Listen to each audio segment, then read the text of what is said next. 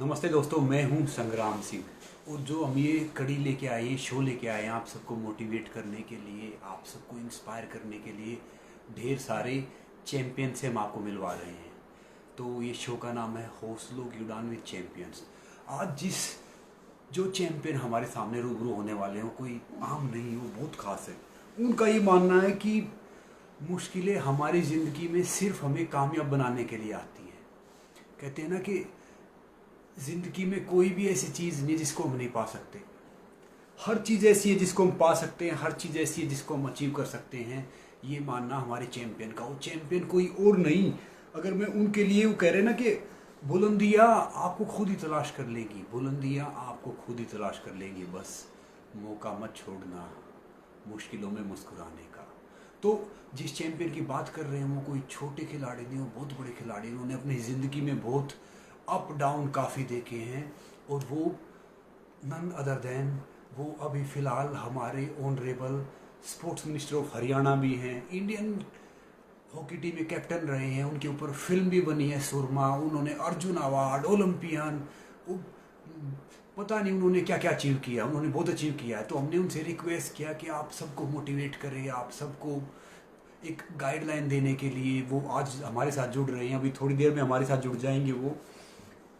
तो मैं यही कह रहा हूँ कि जितने आपके क्वेश्चन हैं, जितने जो भी वो हैं, आप ये करते रहना ताकि हम संदीप सर से पूछ सके कि उनको आपको क्या जवाब पूछना है, क्या कुछ करना है। इसीलिए मैं कह रहा हूँ कि याद रखो कि कुछ इकट्ठा भी उन्हीं के पास होता है जो बांटना जानते हैं। चाहे वो भोजन हो, प्यार हो, सम्मान हो, कुछ भी हो।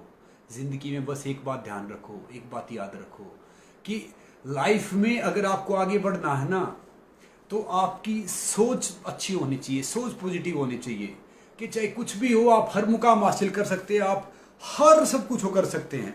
कहते हैं ना कि आपके कर्म ही आपकी पहचान है, वरना एक नाम के तो ढेर सारे इंसान हैं। तो इन खिलाड़ी ने भी वो करके दिखाया है कि इनकी जिंदगी का एक ही मोटो है।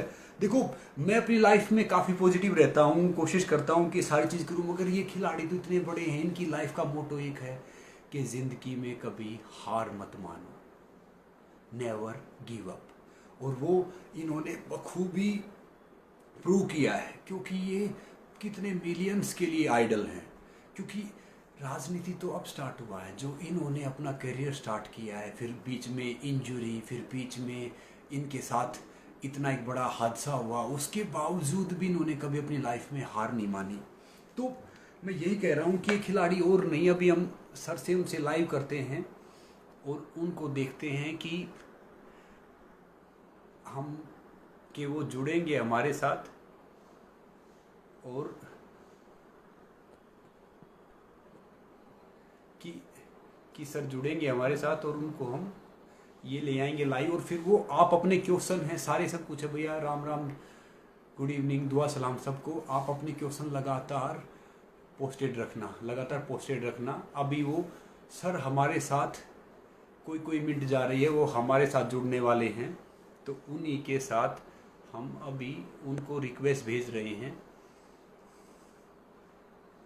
रिक्वेस्ट भेज रहे हैं हम उनको। एक मिनट। तो अभी रिक्वेस्ट भेज रहे हैं उनको, अभी वो जुड़ने वाले हैं हमारे साथ में। तो आप कंटिन्यू रखना, आप नॉर्मली रखना। हम उन्हीं का वेट कर रहे हैं कि वो अभी हमारे साथ लाइव हो जाएंगे, बस उन्हीं का हम इंतज़ार कर रहे हैं।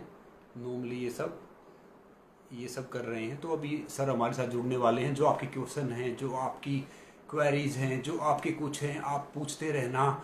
और आज हम जानेंगे कि उनकी लाइफ में क्या ऐसा था कि जो उन्होंने मतलब अपनी ज़िंदगी में कभी गिव अप नहीं किया। तो अभी हम सर का ही वेट कर रहे हैं। सर किसी भी टाइम पे हमारे साथ ज्वाइन होने वाले हैं।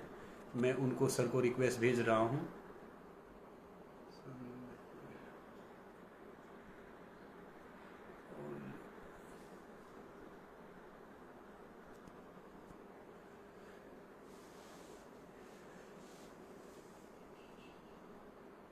उनको रिक्वेस्ट भेज दी है, बस वो हमारे साथ अभी ज्वाइन होने वाले हैं, आने वाले हैं।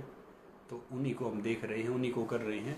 तो इन्होंने, इनकी फिल्म हमने देखी सुरमा, मगर फिल्म में क्या होता है कि फिल्म में लिमिटेड वो होता है। आज वो खुद बताएंगे कि उन्होंने अपनी ज़िंदगी में कितनी मेहनत की है, कितना स्ट्रगल किया है, उसके बावजूद वो इस मुकाम पर पहुँचे हैं। बस वो हमारे साथ किसी भी मौके पे जुड़ने वाले हैं, लाइनअप होने वाले हैं, हम सर का ही वेट कर रहे हैं, ताकि आप अपने सारे क्वेश्चन हैं, आपके ढेर सारे क्वेश्चन आए हुए हैं, आप भेजते रहना, आप बताते रहना, जितना भी जो कुछ भी है, तो हम कोशिश करेंगे कि संदीप सर आप सब के क्वेश्चन का जवाब दें और नॉर्मली करके वो करें। तो इसीलिए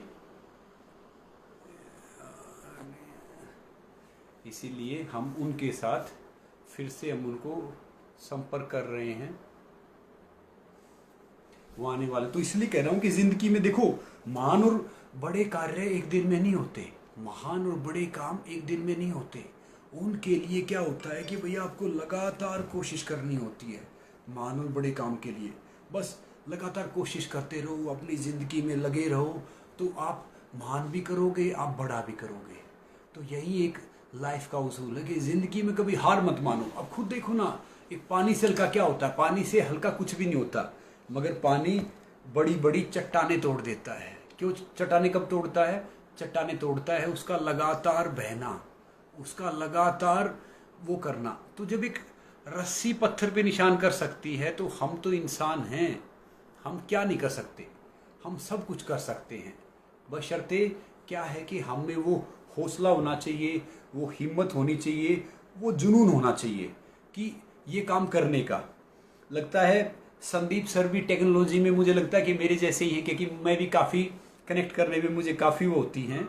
तो हम एक बार देख लेते हैं सर से कि सर कैसे कनेक्ट कर पा रहे हैं या नहीं कर पा रहे हैं, हम उन्हीं से वो कर रहे हैं।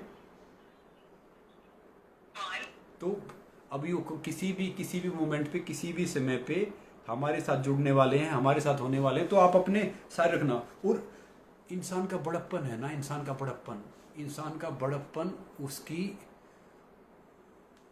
हैसियत तय नहीं करती, इंसान का बड़प्पन तय करता है उसकी इंसानियत। तो याद रखो, आपकी इंसानियत हमेशा बना के रखो। जब आपकी इंसानियत रहेगी, ये सब कुछ रहेगा, तो फिर आप ज़िंदगी में आपको पीछे मुड़ के देखने की ज़रूरत ही नहीं है। तो इसीलिए ज़िंदगी में कुछ भी आप करो, कभी भी आप कहीं पे भी रहो, मगर याद रखना कि लाइफ में आप मिल गए, हमें संदीप सर मिल गए, ये हमने सर को, अभी सर हमारे साथ लाइव होने वाले हैं। बस। हाँ सर, नमस्ते। नमस्ते नमस्ते, कैसे हैं आप? मैं अच्छा हूँ सर। मैंने सोचा कि मैं तो टेक्नोलॉजी में काफी कमजोर हूँ, मेडिका के ढूंढ रहे थे, मिल रहे थे आपको। मेरा आज थोड़ा सा नेटवर्क आज ठीक नहीं चल रहा। आई डोंट नो चंडीगढ़ में क्या हो रखा है आज। अच्छा सर, कैसे हैं आप? आप कैसे हैं भाई साहब? बहुत बढ़िया। जी मैं भी अच्छा हूँ। आपके लिए ढेर सारे क्वेश्चन आए हुए हैं, वो हम स्टेप बाय स्टेप जाएंगे।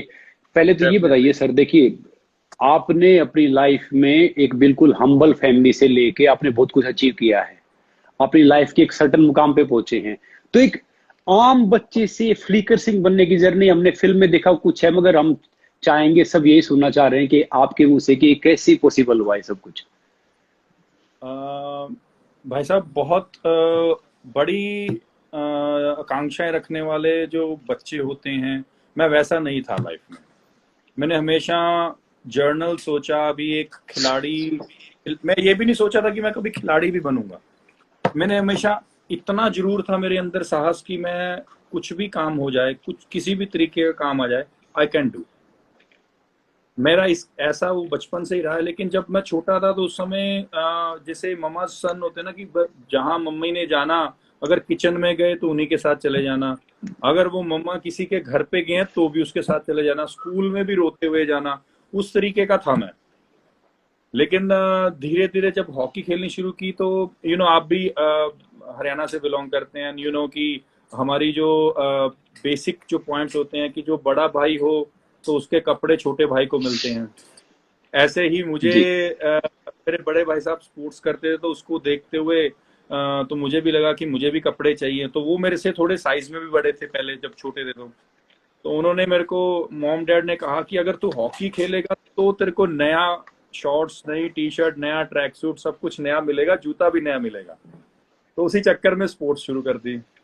जब स्पोर्ट्स शुरू की तो पहले पहले तो ऐसे लगता था कि यार सजा ही है कोई ये, मतलब ऐसे ही भागते रहो, मिलना कुछ नहीं है। भाग मतलब हॉकी में क्या है कि अगर भागोगे, एथलेटिक्स में होता है कि फर्स्ट आओगे तो प्राइज मिलेगा, हॉकी में भागोगे तो भाई ज्यादा से ज्यादा गेंद मिल जाएगी जिसके साथ आपको खेलना है। तो वो चीज शुरू हुई धीरे धीरे। तो एक समय ऐसे जी। आया कि लाइफ में चूज करना था कि मुझे हॉस्टल लाइफ जीनी है या घर पे रहना है। तो 1997 में पहली बार अपने घर से हॉस्टल में निकला था। उस समय काफी काफी छोटी उम्र का था मैं, मतलब आप ये कह सकते हैं कि मैं था सिर्फ और सिर्फ 11 साल का। तो 11 साल। 11 साल की उम्र में मैं हॉस्टल लाइफ में चला गया था। और उसके बाद फिर वहाँ मेरे से बड़े, वो सारे मेरे से तकरीबन तकरीबन 4-4 5-5 साल बड़े खिलाड़ी थे वहाँ पे। और रैगिंग क्या होती है आज के डेट में, तो रैगिंग बहुत अलग थी। तो उस समय रैगिंग क्या होती थी, रात को ब्रश के ऊपर चीली लगा देनी, और हम साइकिल्स पर ट्रेनिंग में जाते थे तो साइकिल की टायर की हवा निकाल देनी। उसके बाद जब खेल कर आते थे तो हमारा जो डाइट क्या होता था कि घर से ना कुछ पिन्नियाँ मिलती थी सर्दियों में, गर्मियों में वो स्कंजवी टाइप की रूह अफ़ज़ा या उस तरीके का भी मिलता था कि दूध में डाल के पी लेना। तो वो जो शैतान लड़के होते थे तो वो ना, हमने निशानी लगा रखी होती थी बोतल पर भी, इतना मैंने पी लिया, इतना बच गया है, तो वो उसमें पानी ऐड कर देते। तो ऐसी चीजें हॉस्टल लाइफ की। लेकिन उससे बाहर निकल कर जब आए बाहर तो पता चला कि भाई स्पोर्ट्स जो है वो एक ऐसी चीज है जिसमें आप, मतलब हर किसी को प्राइड फील होता है, लेकिन आप ऐसी चीज है ये स्पोर्ट जिसमें हर माता पिता जो है वो बच्चे के नाम से जाना जा सकता है। ये सिर्फ और सिर्फ स्पोर्ट्स में ही हो सकता है। आप देखो वाह। कि आर्मी में अगर हम जंग लड़ते हैं तो आप बॉर्डर में लड़ रहे हो, जंग लड़ रहे हो और देश को बचा रहे हो। आप किसी इंजीनियर हो या पढ़ाई में हो तो आप स्टेट के लिए, आप अपने देश के लिए अगर जाते भी हो तो सर्टन रेंज तक आप रह जाते हो। लेकिन स्पोर्ट्स एक ऐसी चीज है जो आप पूरी दुनिया में छा सकते हो। आप कई चीजों से बच जाते हो। आज की डेट के अगर बच्चे की बात करें तो सबसे पहले मोबाइल फोन्स, गैजेट्स जिसको बोलते हैं, वो सब उसमें, छोटे से छोटा बच्चे को भी, कल मैं वीडियो देख रहा था, एक मम्मी उसके यहाँ पर गले के ऊपर यहाँ पर मोबाइल रखा हुआ ऐसे करके और उसको दूध पिला रही है कि बच्चा वीडियो देख रहा है और साथ साथ दूध पी रहा है। एक हाथ में बताओ। दूध की बोतल है, एक हाथ में बच्चे को पकड़ा हुआ और यहाँ पर मोबाइल रखा हुआ है। सो कि बच्चे, छोटे बच्चे की मोबाइल का अहमियत समझ रहा है कि मुझे मोबाइल मिलेगा तभी मैं दूध पीऊंगा। तो हमारे समय में वैसा नहीं होता था। और नॉट हमारे समय, मतलब इवन आप भी मेरी, हम उम्र हैं तो जी। आप जी। समझ क्या होता था, मोबाइल का तो नाम ही नहीं था। अगर हॉस्टल में घर फोन करना होता तो महीने बाद एक लैंडलाइन से फोन करते थे, पड़ोसियों के घर में फोन करते थे कि मैं 15 मिनट बाद फोन करूंगा, मेरे मम्मी को बुला दो या मेरे पापा को बुला दो। तो वैसे वाले माहौल से निकले। तो पहली बार जब मैं टीम में आया तो उस समय स्टिल रिमेम्बर 2002 जब मैं नेशनल टीम में आया तो वहां पर बेंगलोर में हमारे ट्रेनिंग कैंप थे। और बेंगलोर में जब टीम अनाउंस हुई तो मैं पूरा सरप्राइज था कि ये कैसे, मतलब मैं टीम में कैसे, क्योंकि कभी एक्सपेक्ट ही नहीं था कि मैं नेशनल टीम में भी कभी आ पाऊंगा। लेकिन द मिनट मैं सिलेक्ट हुआ उसके बाद सिर्फ ये था कि आज के बाद पीछे मुड़ के नहीं देखना। और सिर्फ एक ही सपना भी लेता था तो भी हॉकी का आता था वो। और हमेशा मेरे माता पिता ने मुझे एक ही चीज सिखाई है कि बेटा, जो मेहनत है वो ही रंग लाएगी। आप सिफारिश से एक दिन या अप्रोच से एक दिन खेल सकते हो, 2 दिन खेल सकते हो, लेकिन आपकी जो मेहनत है वो लोग बोलेंगे। आपके पहुंचने से पहले आपका नाम पहुंच जाए ऐसा काम करना, और वो अच्छे में हो।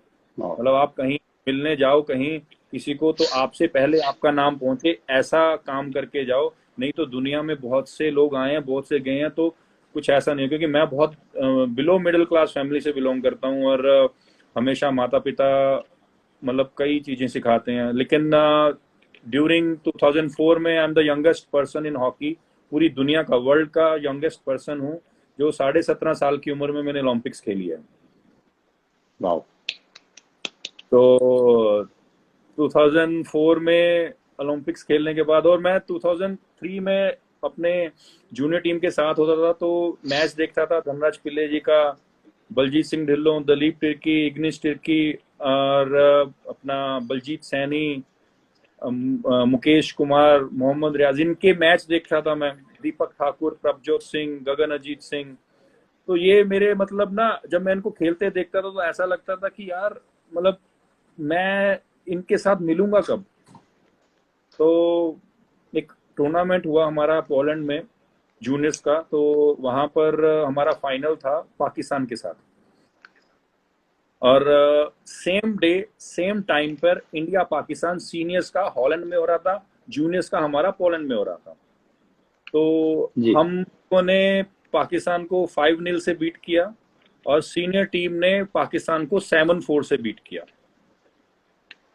वाओ। तो उस दिन के बाद सीनियर टीम में कुछ खिलाड़ी चाहिए थे जूनियर से, तो वो टूर्नामेंट में जो 5 गोल किए थे हमारी टीम में, इंडियन टीम जूनियर ने, तो उसमें से 4 गोल मेरे थे।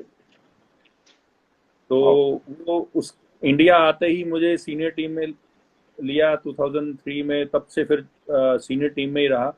और जब सीनियर टीम में आया तो पहली बार जब पहला टूर था हमारा यूरोप में गए थे हम, पहले यूरोप में, देन यूएस में, देन अगेन यूरोप, और फिर उसके बाद ओलंपिक्स के लिए टीम चली गई थी। तो वो 4-5 महीने का कंटिन्यू टूर था। तो उस समय में जब वो एक्सपीरियंस था मेरी लाइफ का, आई थिंक वो एक्सपीरियंस लाइफ का बेस्ट एक्सपीरियंस था स्पोर्ट्स का, कि आप कुछ महीने पहले कुछ लोगों को टीवी में देख रहे हो और उनसे मिलने की चाह रख रहे हो, और आप कुछ महीने बाद उन्हीं के साथ टीम शेयर कर रहे हो, वाओ। और उनमें से ऐसे खिलाड़ी, दिग्गज खिलाड़ी जिनके साथ आप रूम भी शेयर कर रहे हो। तो वो वाली फीलिंग थी। तो 2005 में जूनियर वर्ल्ड कप हुआ हमारा, उसमें हाईएस्ट गोल स्कोरर 2006 जो था हमारा मेन मेरा ईयर था। पहले कॉमनवेल्थ गेम्स हुई मेलबर्न में हुई थी 2006 में, तो वहां पर हाईएस्ट गोल स्कोरर निकल के आया ही था। तो हमारा वर्ल्ड कप का कैंप था बेंगलोर में, वेरी जी। स्मूथ, वेरी गुड हमारा जो ट्रेनिंग कैंप गया। लेकिन सबसे बड़ी बात है, कहते हैं कि कुछ जब अच्छी चीज मिलनी होती है तो भगवान आपकी टेस्टिंग भी करता है। तो मैं इस रूप में इस चीज को लेता हूँ। तो हमारा वर्ल्ड कप था जर्मनी में, और 22 अगस्त 2006 को जी। साथ एक ऐसा इंसिडेंट हुआ, एक ऐसा हादसा हुआ कि मेरी लाइफ बिल्कुल ही मतलब पटरी से चलती चलती, दौड़ती दौड़ती साइड में रुकी, गिरी, और चलने का नाम नहीं ले रही थी। I got a gunshot injury, spinal cord के ऊपर मेरी गोली लगी, और ऑलमोस्ट क्लोज टू डाई, मतलब मेरी लोअर पार्ट था वो ऑन द स्पॉट पैरालाइज हो गया था। अपर बॉडी जो है राइट साइड की बिल्कुल डेड हो चुकी थी। और लकीली मैं अपने फोन से ही फोन कर रहा था कि मुझे गोली लग गई है, प्लीज मेरी हेल्प कीजिए, ओहो। मैं मर रहा हूँ। और मेरे साथ एक मेरे टीम पार्टनर भी था, तो हम मतलब वो मेरे से ज्यादा घबराया हुआ था, और मैं अपने आप खुद फोन कर रहा हूँ अपने भाई को, अपने मॉम को, हमारे फेडरेशन के प्रेसिडेंट थे तो सबको कॉल्स कर रहा था। तो वहाँ कम से कम कई मूवीज के डायलॉग्स भी सुने होंगे कि एम्बुलेंस लेट आती है और पिज्जा जल्दी आ जाता है, तो वो हैपनिंग मेरे साथ हुई। मैं कम से कम जी। 1.5 से 2 घंटा स्टेशन पर, ओहो। स्टेशन के ऊपर, कुरुक्षेत्र ट्रेन स्टेशन के ऊपर वेट करता रहा, और कोई भी एम्बुलेंस नहीं आई। तो बिल्कुल जब मेरा दर्द सब कुछ बाहर जा रहा था मेरे से बर्दाश्त से, तो फिर मैं ऑटो 3 व्हीलर जिसको बोलते हैं उसके ऊपर फिर मुझे सिविल हॉस्पिटल लेकर गए। सिविल हॉस्पिटल में जब हम पहुंचे तो वहाँ डॉक्टर्स की जो टीम थी, मॉर्निंग में अराउंड 8:15 के आसपास ये मेरे साथ हैपनिंग हुई बुलेट की, और 10 बजे के आसपास हम वहाँ पहुंचे, 10 सवा ये 10 के। ये सर गोली लगने के बावजूद आपको 3 व्हीलर में लेके गए? जी, मतलब कोई एम्बुलेंस कुछ नहीं आया? कोई एम्बुलेंस नहीं ओहो। थी, कुछ नहीं था।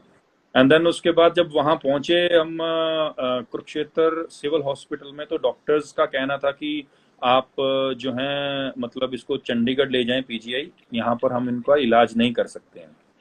तो फिर मुझे एम्बुलेंस में लेकर गए चंडीगढ़, और कहते हैं किस्मत में बार बार जो एक टेस्टिंग होती है वो टेस्टिंग चल रही थी अभी भी। चंडीगढ़ जाते समय जब हम अंबाला से चंडीगढ़ आते हैं, रास्ते में एक जीरकपुर से पहले एक पुल आता है और उसकी जी। मेंटेनेंस होती है, और सारी की सारी जो ट्रैफिक थी अंबाला से ही वाया राजपुरा की हुई थी। तो मतलब आप ये देख लो कि ओहो। 1-1.5 आपको ट्रैवल करना है। तो वो गया, तो जब मैं चंडीगढ़ पहुंचा तो तकरीबन तकरीबन आप देख लो कि 1:30 से 2 बज चुके थे। और उसके बाद उन्होंने मेरा एमआरआई सीटी स्कैन सब कुछ किया 2-2.5 घंटे वहां। आपको पता है कि एमआरआई जब होती है और सीटी स्कैन होता है और एक्सरे, सब एक एक चीज उन्होंने ली। उसके बाद रिपोर्ट्स चेक की कि इसको हम कैसे ट्रीट कर सकते हैं। तो पहला जो क्वेश्चन था कि इसको गोली को बाहर निकालना है या पेट में रख दें। तो ओहो। फिर डॉक्टर्स ने कहा कि यंग है, मैं उस समय तकरीबन तकरीबन 20 साल का था। जी। तो उस समय 20 साल का था। फिर मेरी गोली उन्होंने कहा कि हम बाहर निकालेंगे। तो स्टमक के आगे से पूरा ये मतलब नाभि से भी ऊपर और नाभि से ही नीचे, मतलब तकरीबन आप ये कह सकते हैं 1 फीट से ऊपर का जो है वो 12 इंच से 14 इंच का जो है वो कट किया उन्होंने, और गोली बाहर निकाली। 3 ऑर्गन होते हैं हमारे मेजर जो स्टमक में, तीनों को रब करती हुई, डैमेज करती हुई गोली निकली थी। और नीचे लोअर पेल्विस होती है नीचे जो एब्डोमल, लोअर एब्डोमल के वहां जाकर गोली स्टक हुई थी। तो काफी चीजें मतलब ये सफर कर रहा था। बेहोश जब मुझे किया तो आई स्टिल रिमेम्बर डॉक्टर्स मेरे से पूछ रहे हैं कि आप डिफेंडर खेलते हो या स्ट्राइकर खेलते हो। तो वो बातचीत करते करते बेहोश हुआ। तो तकरीबन 30-35 दिनों बाद मेरे को होश आई। तो जब मुझे होश आई तो मुझे पता चला कि मेरी मतलब आई कांट वॉक, मैं चल नहीं सकूंगा। मैं मतलब जब मुझे महसूस होना शुरू हुआ तो डॉक्टर्स की टीम आई अंदर। तो दे सेड कि संदीप सिंह जी, आप जिंदगी में कभी चल नहीं पाएंगे, खेल नहीं पाएंगे। ज्यादा से ज्यादा हम आपके लिए इतना कर सकते हैं कि आपको व्हील चेयर के ऊपर बिठा सकते हैं। तो थोड़ा शौक था मेरे लिए, लेकिन मेरा पहला जवाब था उनके लिए कि आज के बाद आप मेरे रूम में नहीं आ सकते हैं, और मैं आपको एक दिन खेल के भी दिखाऊंगा, और मुझे नेगेटिव पीपल हैं जो वो पसंद नहीं है। तो उसके बाद मैंने अपने, मेरी गाड़ी में सामान पड़ा हुआ था, हॉकी स्टिक्स और सब, मेरे ब्रदर की को मैंने बोला कि मुझे मेरी हॉकी स्टिक्स चाहिए। तो मैं उस दिन के बाद पूरे हॉस्पिटल में जब तक इंडियन टीम में वापस नहीं आया तो मैं अपनी हॉकी को बेड के साथ, मतलब अपने साथ बेड के ऊपर सुलाता था। और वाह। With in with in year, मतलब आप कह सकते हैं कि 8-9 महीने में मैं चलना शुरू कर गया था। और 9 महीने के आसपास, तो एक पूरे 2 साल के बाद मैं इंडियन टीम में वापस आया। 2008 में मैं इंडियन टीम में वापस आया, और आते ही हमारा टूर्नामेंट हुआ था सुल्तान अजलन शाह, मलेशिया में होता है, 8 नेशन, बहुत बड़ा टूर्नामेंट है। तो उसमें आते ही highest goal scorer. And then India वाह। में वापस आए तो आते ही कैप्टनसी दे दी गई मुझे कि आपको कैप्टन बनाया जाता वाह। है। तो 2009 जी। में एशिया कप, अजलन शाह, कई ऐसे टूर्नामेंट जो, और इवन हमारा 2008 में जब मेरे को इंजरी थी तो इंडियन टीम ओलंपिक क्वालिफाई भी नहीं कर पाई थी उस दौरान। तो काफी हैपनिंग हुई इंडियन हॉकी के साथ, सैड थे काफी। ब्लैक डे भी माना गया था स्पोर्ट्स का उस दिन। तो वो चीज 2009-10 में अर्जुन अवार्ड मिला। और जी। लेकिन एक अंदर मलाल रहा कि इंडियन टीम को ओलंपिक्स के लिए लेके जाना है, और वहाँ मतलब अपने जो कंट्री को वहाँ तक जरूर पहुँचाना है। तो 2012 में मैंने लंदन ओलंपिक्स के लिए जो क्वालिफाई राउंड था हमारा दिल्ली में, तो फाइनल डे था जिस दिन हमारा, उस दिन मैंने 3 रिकॉर्ड बनाए थे।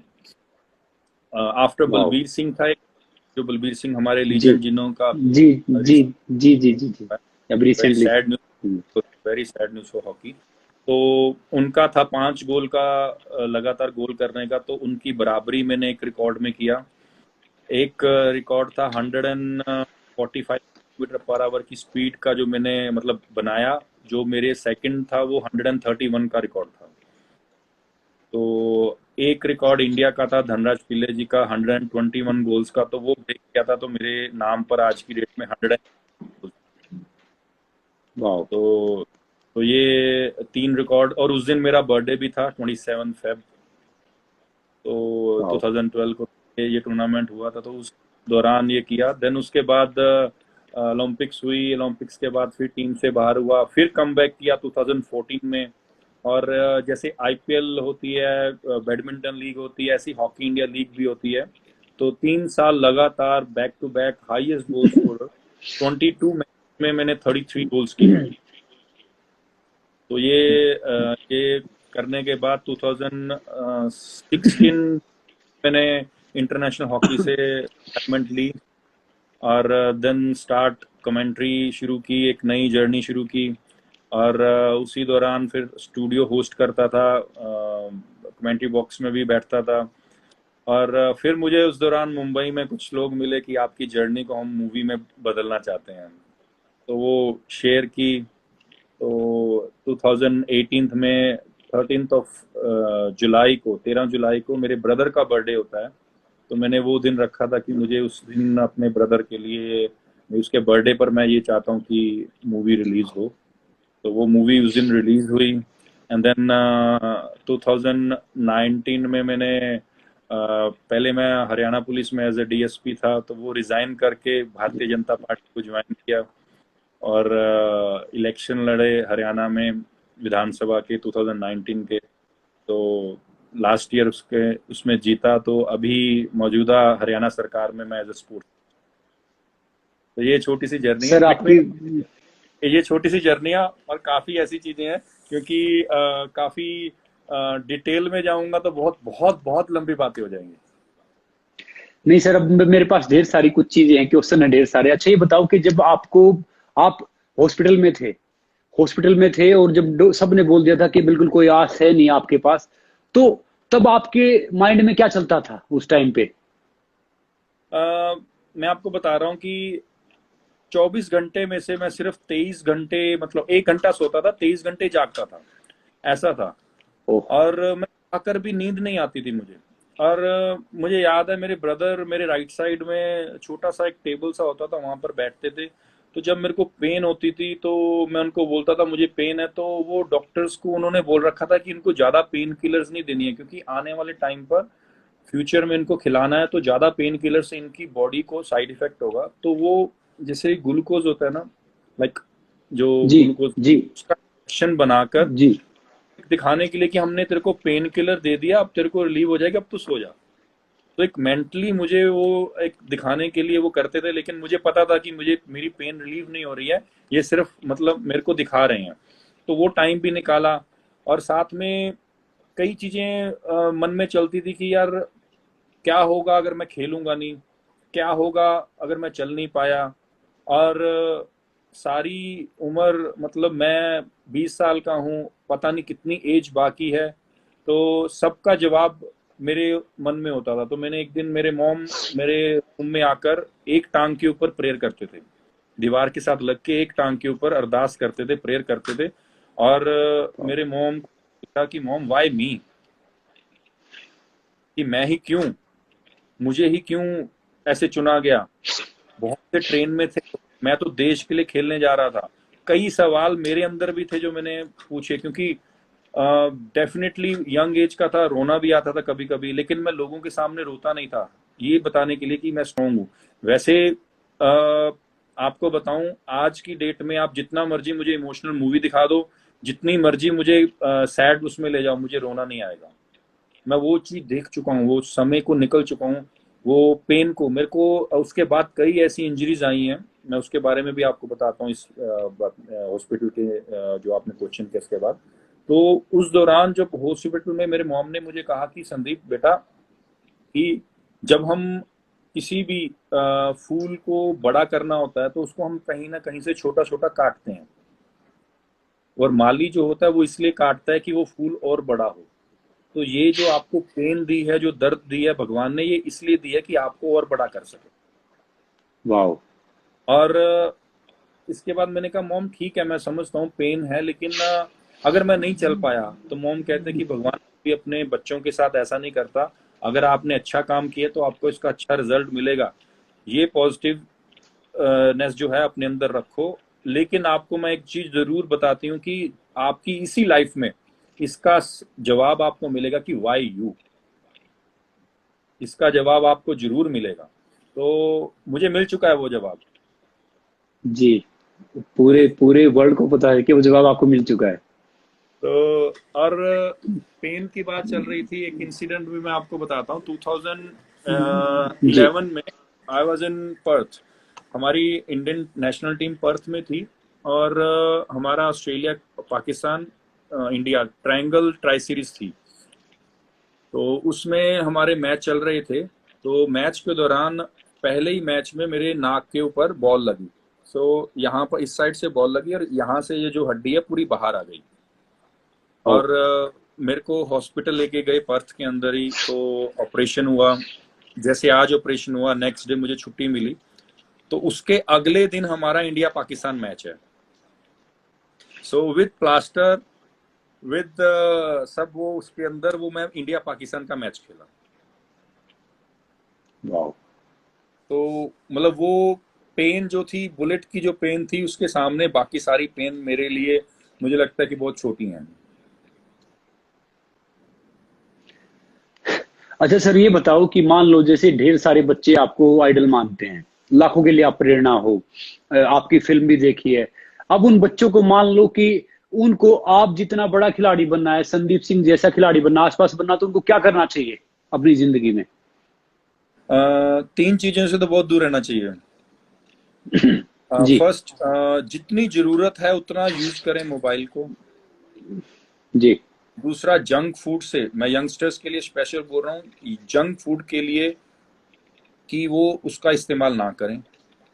तीसरी हम्म। चीज, जब तक आपको कोई टारगेट, जैसे मान लो हमारा एक टारगेट है कि मुझे इंटरनेशनल बनना है, मुझे देश के लिए खेलना है, मुझे मेडल लेकर आना है, तो वो हो गया आपका मतलब 2 3 4 5 साल का गोल। एक होता लाइफ का गोल जो आपका 10 साल का, 20 साल का, कि मुझे आखिरी में मेरा जो 20 साल के बाद मैं यहाँ पर अपने आप को देखना चाहता हूँ, वो लाइफ का गोल हो गया।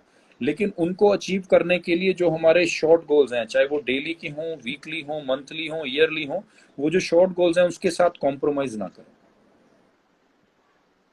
उस पर लगातार और कोशिश करें, मेहनत। क्या है कि हमारे यूथ में, देश के यूथ में, सिर्फ स्पोर्ट्समैन की बात नहीं कर रहा हूँ, हमारे देश के यूथ में बात कर रहा हूँ कि जो यूथ है वो जब सक्सेस हो जाता है, चाहे वो छोटे गोल को, लॉन्ग टर्म, शॉर्ट कम टर्म, जो भी गोल उसके होते हैं, उसमें जब वो सक्सेस होता है उसके बाद वो उसको पार्टी में या उसको एक खुशी में वो कुछ ना कुछ करता है। तो आज की यूथ जब खुश होता है तो वो नशा करता है, और जब वो सक्सेस नहीं होता, जब वो डिसहार्ट होता है, वो ज्यादा नशा करता है। तो कहीं ना कहीं उसकी जो एंगल है वो नशे के ऊपर ज्यादा आता है। वो नशा करते करते एक समय ऐसा आ जाता है कि हम डिप्रेशन में चले जाते हैं, तब भी ज्यादा नशा करते हैं। और एक समय ऐसा आता है कि हम कामयाब नहीं होते, हम सिर्फ और सिर्फ डिप्रेशन में चले जाते हैं। और उसमें से कई ऐसे यूथ है, यंगस्टर बच्चे हैं जो सुसाइड भी करते हैं। तो ये मैं इसलिए बोल रहा हूँ कि आज की जो टाइम चल रहा है कोविड-19 का, ये टाइम जी। सबसे ज्यादा यही है कि आपको खुद को अपने आप से फाइट करना है। हम सब इंसान एक जैसे नहीं है।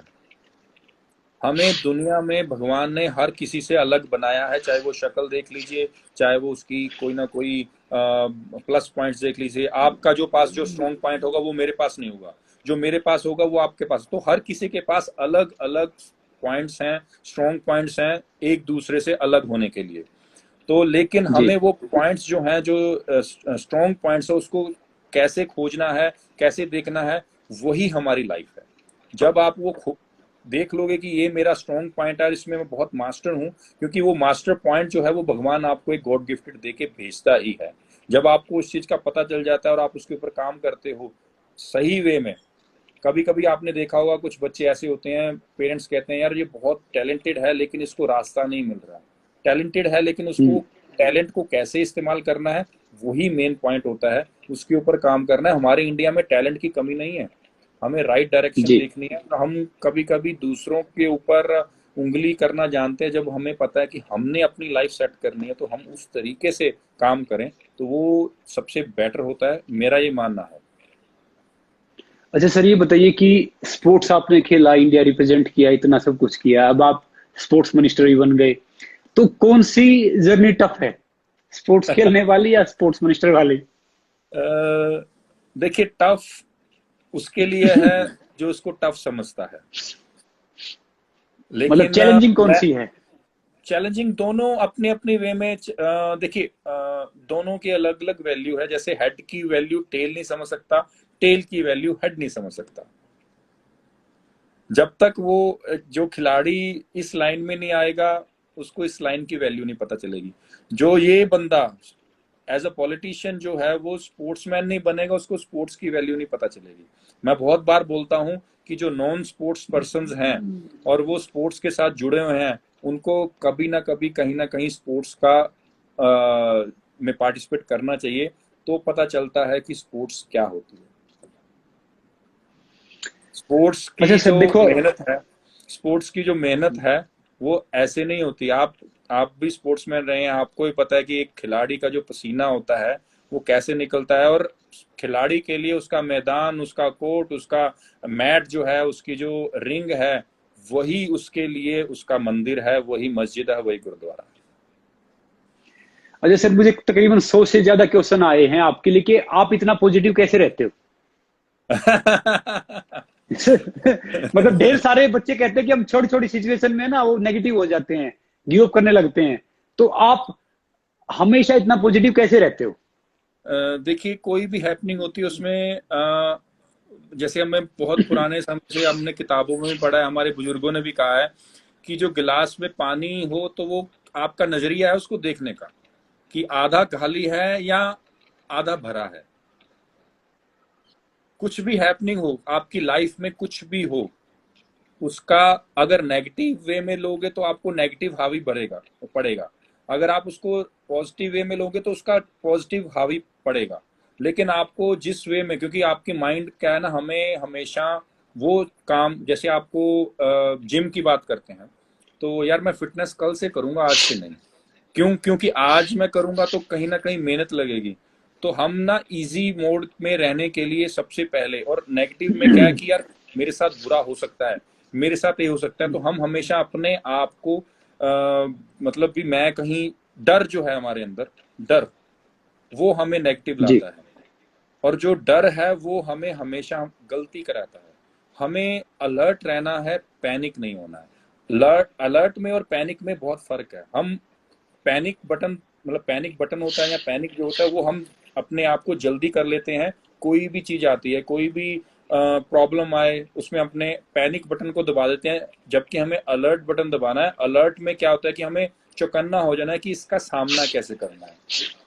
और पैनिक में क्या होता है कि ये आ गया, अब मेरे से कुछ भी नहीं होगा, मेरे को कुछ आता नहीं है। पैनिक और अलर्ट में फर्क होता है। तो हमारे जो ये जो क्वेश्चंस आ रहे हैं आपके कि पॉजिटिव रहना, पॉजिटिव जी। सबसे बड़ा है कि जो आपकी प्रॉब्लम आ गई उसको पहले स्टडी करना है कि वो दिक्कत क्या है। कभी भी कोई प्रॉब्लम छोटी नहीं, बड़ी नहीं है, लेकिन हम उसको बड़ा बना लेते हैं, इतना बड़ा बना लेते हैं कि वो दीवार की तरह पहाड़ बन जाता है और उसको हम कूद ही नहीं सकते हैं। अच्छा सर देखो, मैं क्वेश्चन आपसे वो पूछ रहा हूं जो तकरीबन सिमिलर आते हैं, क्वेश्चन तो ढेर सारे आए हुए हैं। अच्छा ये बताओ कि आप एक हम्बल बैकग्राउंड से आए, हम्बल फैमिली से आए, आप एक स्पोर्ट्समैन बने, आपकी लाइफ जर्नी में काफी जिगजैग रहा, उतार चढ़ाव रहा, उसके बाद आप वन ऑफ द इंडिया के मोस्ट हॉकी के सक्सेसफुल खिलाड़ी बने, कैप्टन बने, अब आप स्पोर्ट्स मिनिस्टर भी बन गए। तो अब आपकी जिंदगी का एम क्या है कि मतलब ये मेरी जिंदगी का अल्टीमेट एम है कि ये होने के बाद मैं खुश होऊंगा, मतलब ये मेरा एम है मतलब? Good question. क्योंकि हर इंसान का एम होता है। मेरा एम, मैं आपको सच बताऊं, मेरा एम एक है कि मेरे पास अगर इतनी पावर हो तो मैं प्रैक्टिकल चीजों की स्टडी करवाऊं बच्चों को। जैसे जैसे मतलब सर, एग्जाम्पल? एग्जाम्पल, जो हमें अपनी लाइफ को, अपने प्रैक्टिकल चीजें काम आती हैं। फॉर एग्जाम्पल, इंजीनियर है, जो इंजीनियर का काम जो प्रैक्टिकली आता है, रेदर देन कि वो कागज काले करवाते हैं, कई ऐसे भी चीजें हैं। तो मैं किसी को ऑफेंडिव नहीं कर रहा हूँ, लेकिन मैं उस तरीके से जी बता रहा हूँ कि वो जो चीजें से बच्चे को या स्टूडेंट को या किसी कॉलेज के विद्यार्थी को, स्टूडेंट को वो चीजें कराऊं जिससे कि वो प्रैक्टिकली काम सीखे और वो प्रैक्टिकली काम करे।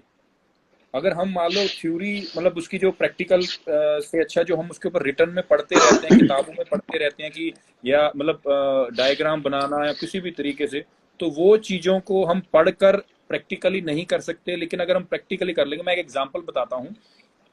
कोरिया जी में स्कूल है, वो स्कूल क्या करता है कि बच्चों को पढ़ाता किस तरीके से है। मान लो SAND सैंड होता है, जी तो वो सैंड लिखवाते नहीं है, वो सैंड को फील करवाते हैं। जिंदगी में कभी बच्चा फिर सैंड भूल नहीं पाएगा। सही कह रहे हैं आप। तो अगर मेरे पास ऐसा कुछ आए भगवान, तो मैं वो करना चाहूंगा कि एक ही छत में सारी चीजें हों और उस छत के नीचे पढ़ाई जो प्रैक्टिकल हो, लिखा पढ़ी कम हो। वाह। अच्छा, ये बताइए कि जी आपकी जिंदगी का सबसे यादगार क्षण कौन है आपका?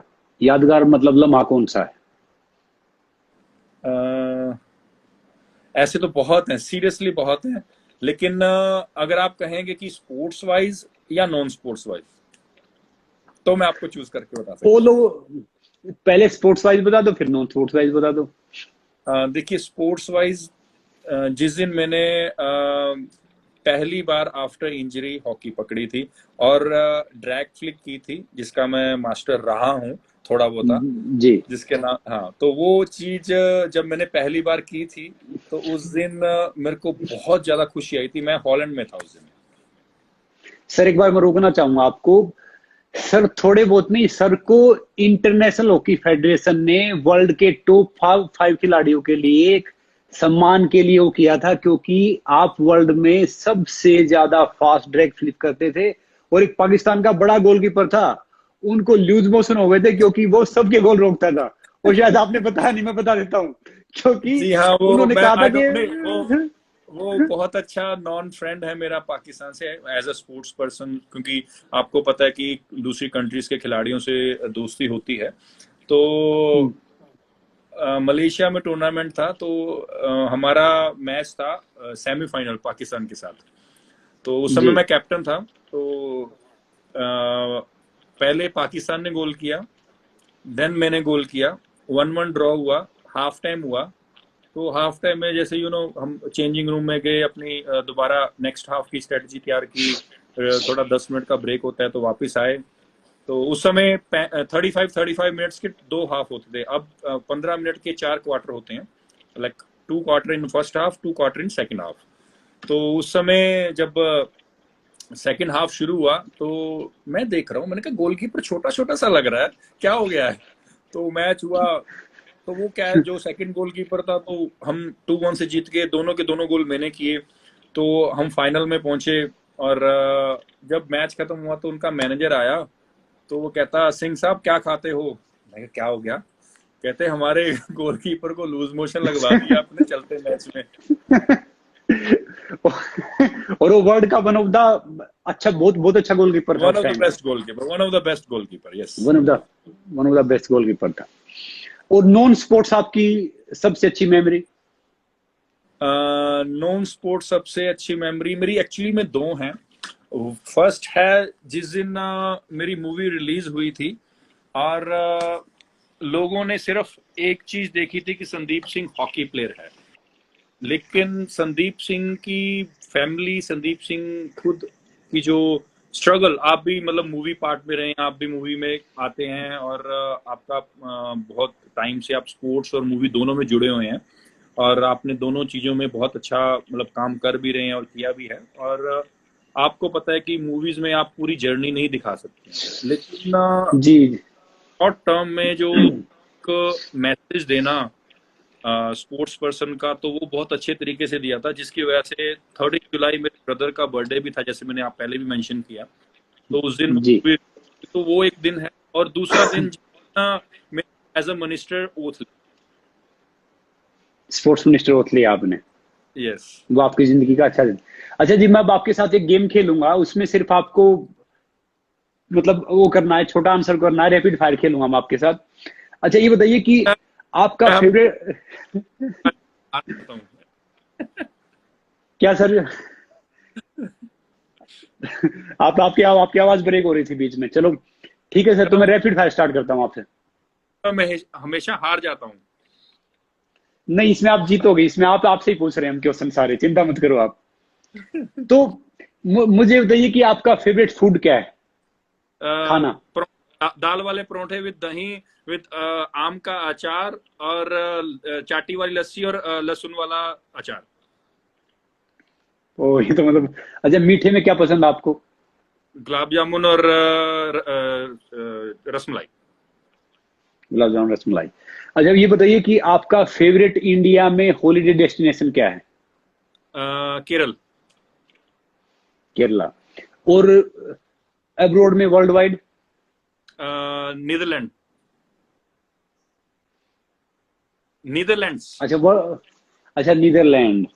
अच्छा ये बताइए कि जी, आपको मान लो कि आपको डेट पे जाना है, मतलब वर्ल्ड में किसी के साथ भी, तो आप किसके साथ जाना पसंद करेंगे? डेफिनेटली किसी ना किसी एक्ट्रेस के साथ। अच्छा तो ये बताइए कि आपका फेवरेट एक्टर कौन है? फेवरेट एक्टर हम्म। अक्षय कुमार। और फेवरेट एक्टर्स? काजोल। तो मतलब काजोल के साथ जाना पसंद करेंगे आप? अच्छा ये बताइए कि अजय भाई साहब से मार पड़वानी है क्या? अच्छा ये बताइए कि आपकी एक फिल्म बन गई सुरमा, अब जी। आपकी लाइफ अभी एक फिर से स्टार्ट हुई है, अगर आपकी लाइफ पे अब फिर फिल्म बनती है, तो आप किस एक्टर को चाहें कि आपका रोल करे? किस एक्टर को? हाँ, कि वो आपका डेफिनेट रोल करे। देखिए, डेफिनेटली जो दिलजीत पाजी हैं, he did really really good job. और डेफिनेटली मैं चाहूंगा कि वही कंटिन्यू करें। वही कंटिन्यू करें। अच्छा ये बताइए कि आपको एसी रूम पसंद है या पीपल की छांव? पीपल की छांव। मुझे पता था कि आप पीपल की छांव बोलोगे। अच्छा ये बताइए कि आपको गाना कौन सा पसंद है, पुराना या नया? कोई भी हो, क्योंकि बिना म्यूजिक के मैं रह नहीं सकता हूँ। अच्छा मतलब पुराना या नया कोई भी हो, आपका मतलब नॉर्मली है। अच्छा आपको कलर कौन सा पसंद है? White mostly. और मैं वाइट पटका मोस्टली पहन के। वाइट। अच्छा। अच्छा आपकी जिंदगी में सबसे आपके करीब कौन है? मेरे दो बड़े भाई। इंसान। मेरे बड़े भाई। अच्छा। अच्छा आपके बड़े भाई, और दूसरा? दूसरा mom dad. I can say mom dad दोनों। ओके मोमडेड। अच्छा ये बताइए कि लाइफ में आपको एक दिन ये पावर मिल जाती है कि आप वर्ल्ड में कुछ भी एक दिन के लिए कुछ भी चेंज कर सकते हैं, तो आप क्या चेंज करेंगे? वर्ल्ड में क्या कर सकता हूँ change? Definitely I will do मतलब कुछ समथिंग। भी कर... ओके। अच्छा ये बताइए कि मान लो कि आपको, आप सेंटर के स्पोर्ट्स मिनिस्टर बनते हैं नेक्स्ट टर्म में, मालिक करे, हम दुआ करेंगे आप बने, तो तो आप क्या बदलाव लेके आएंगे इंडिया में स्पोर्ट्स में? Definitely I work for grass root level. क्योंकि ग्रास रूट लेवल जो है वो हमें इंडिया में, जब तक नींव अच्छी नहीं होगी तो हम आगे अच्छा काम नहीं कर। तो सर अब ये बताइए कि एक स्ट्रॉन्ग मैसेज के आजकल के यूथ को, जैसे हरियाणा में क्या है कि आप स्पोर्ट्स मिनिस्टर आए हैं, सब आपकी तरफ एक देखते हैं कि मतलब आप एक स्पोर्ट्स से जुड़े रहे हैं, आपको एक्चुअली स्पोर्ट्स की ग्राउंड रियलिटी पता है कि क्या है स्पोर्ट्स की। और मैं समझता हूं कि लिमिटेशन होती हैं, सबकी लिमिटेशन होती हैं, तो आप एक क्या मैसेज देना चाहेंगे जो गांव में छोटे छोटे बच्चे ढेर सारे हैं, और इस पे भी अभी आपको लाखों बच्चे सुन रहे हैं, तो क्या मैसेज देंगे आप उनको कि उनको क्या करना है? देखिए, सबसे बड़ी है कि रिस्पेक्ट पेरेंट्स। आज की डेट में कहीं ना कहीं कुछ ऐसी चीजें देखने को मिलती हैं कि जो बच्चे जो हैं वो रिस्पेक्ट भूलते जा रहे हैं अपने पेरेंट्स की।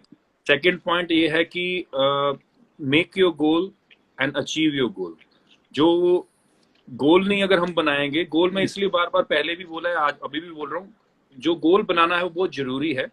और लाइफ में विदाउट गोल, विदाउट कुछ टारगेट आप अचीव नहीं कर पाएंगे।